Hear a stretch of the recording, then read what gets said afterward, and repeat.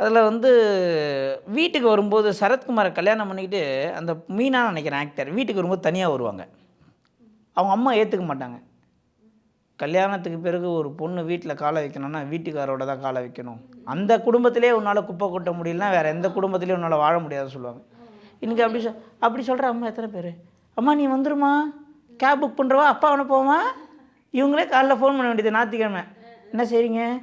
இட்லியா, தோசையா இப்படின்னு. இவங்க வீட்டில் அவங்க பையன் 4 முழுக்கம் லைட் டியூட்டி பண்ணிட்டு கஷ்டப்பட்டு தூங்கின்னு இருப்பான்.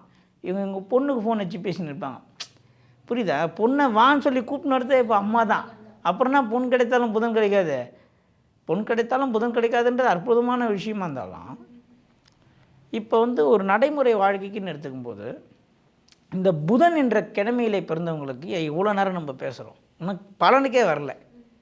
புதன்னாலே கம்யூனிகேஷன், புதன்னாலே மீடியா, புதன்னாலே வடக்கு.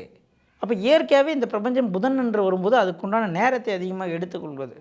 புத்திசாலி மிக்கவர்கள் எந்த இடத்துல எதை பேசணும் எதை பேசக்கூடாது, யார்கிட்ட எப்படி பேசணும், என்ன வேலை ஆகும் ஆகாது, இரட்டைத்தன்மை உடையவர்கள் எப்போவுமே டபுள் ஆப்ஷன்ஸ் வச்சுருப்பாங்க.